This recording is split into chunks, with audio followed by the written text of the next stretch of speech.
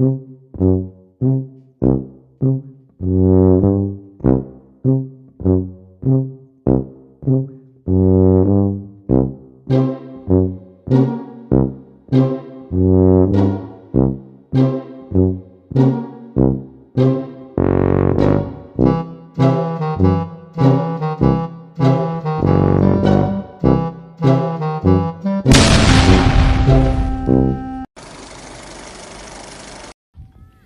よ、走れ。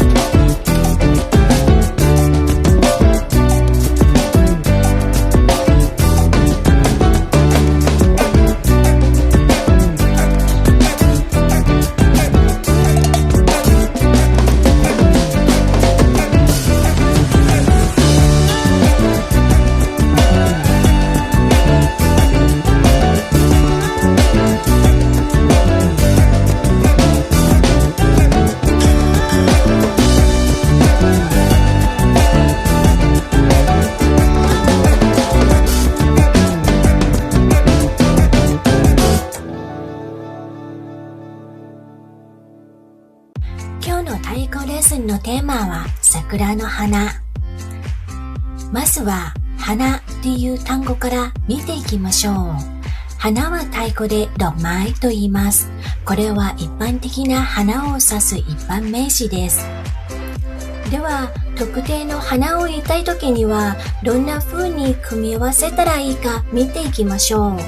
ポイントは、タイ語は日本語と語順が逆になることが多いので、日本語の文を後ろから訳すイメージを持つとわかりやすいです。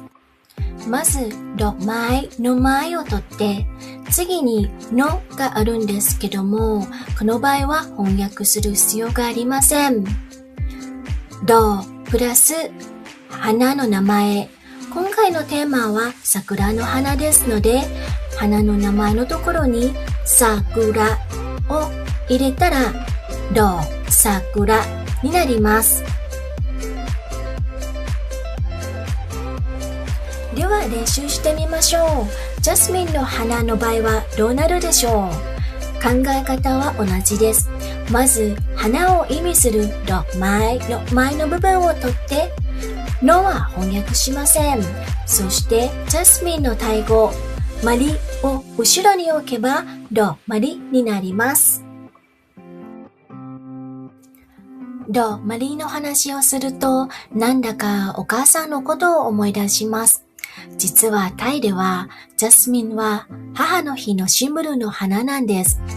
真っ白な花はお母さんの純粋な愛を表していると言われています。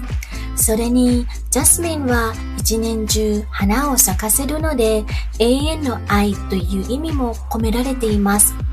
日本やアメリカでは母の日にカーネーションを贈りますよね。